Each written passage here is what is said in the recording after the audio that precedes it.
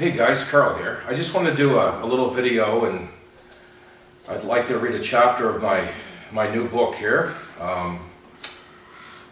It's called How to Be a Successful Artist, Keep Most of Your Sanity and Make Some Money. Hopefully keep most of your sanity. So there's the cover. I'll show it to you. And that's on Amazon. Okay. Now here we go. Chapter 2. Getting started, a note on art school, who needs it. We've grown up in a society in which a proper education is seen as a necessary precondition to a profession. Nurses go to nursing school, teachers go to teachers college, doctors go to medical school, and lawyers go to law school. Thus, it stands to reason that the place those aspiring to be artists go is art school. I dispute this reasoning. Sure, there are people who will want to go, and if they have the time and tens of thousands of dollars and are into that sort of thing, they can fill their boots.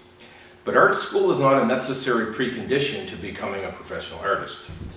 Its utility, excuse me, in that regard is limited at best, and a detriment at its worst. There are things art school can do and do well. It can teach you about art history, about various techniques and mediums, and about creating in a studio environment. It can offer you the opportunity to try out other forms of art, such as sculpture or printmaking, or craft, such as ceramics or textile work.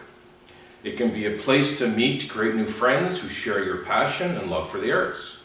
And it can teach you all the lingo so you can talk the talk, so to speak. Of course, it's not the can-dos that lead me to the conclusion that art school is completely unnecessary to becoming an artist. It's more in the can't-dos and don't-dos. First, it can't give you the ability to create if you don't have it. You can study till the cows come home, but if you haven't got the talent, art school isn't going to give it to you. Putting lipstick on a pig doesn't change the fact that the pig is still a pig. In fact, many very well regarded art schools don't even bother requiring prospective students to submit a portfolio. Let that sink in. The very institutions that claim to create artists don't bother to assess whether their incoming students have ever picked up a drawing pen or a paintbrush, or if they can draw a straight line. Maybe it's just me, but I would think a small thing like a modicum of talent might be a relevant consideration. Perhaps they're interested in something other than art, like money. Along the same line, art school can't give you passion for your work and the creative process. You have to have that already. It's something that comes from within your own heart and soul, although on that note, it takes just one overly rigid or bitter instructor at one of these institutions to destroy your creative passion forever. And now for the don't-dos. After reviewing several art school catalog offerings over the years, I was absolutely astonished to learn that course offerings on the business end of art are glaringly absent, as are courses on sales or marketing. It's odd considering the whole idea of becoming a professional artist is to be able to create art as a profession, i.e. to be able to make money by selling art. Art school won't teach you how to market your work, aside from maybe how to prepare the traditional portfolio. Not terribly useful in today's increasingly online world. It doesn't bother to give a passing mention to how a prospective artist might price their work or set up an online gallery and website. It doesn't provide a class on record keeping and basic bookkeeping for the professional artist. The nasty tax man is going to have a field day with some of these graduates someday. So for tens of thousands of dollars over several years, art school can give you some art history, instruction on techniques and media, and allow you to play around with other forms of creativity. It can maybe help you make friends. Those are all things that, with a little discipline and a little creativity, you can get on your own for little or no money at all. You can study art history and the old masters, techniques, mediums, and all that, same way I did, through self-directed study at the local library.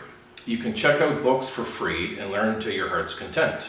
And if you don't feel like traipsing across town to go to the library, there's the wonderful world of the internet, just bursting with knowledge for you to consume from museum and historical websites to free, yes free, online university classes. If you want to try other forms of expression, you can just go try them. You don't need a professor to show you. Excuse me. And as for making friends with similar interests, well, join an arts co-op or an artist-run center for free or for a nominal operating fee. Not only will you meet like-minded people, but you might even get to show some of your work in the bargain. In short, aside from the college experience, art school can't give you anything that you can't get on your own. And it won't give you anything that will be useful to you in your art in a practical sense.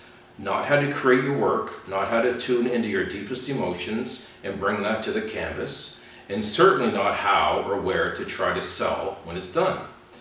If that sounds like your cup of tea, go ahead and enjoy. It's your time and money, but it's certainly not going to make an artist out of you.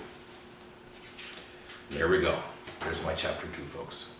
Thank you for listening, and have a good day. Take care.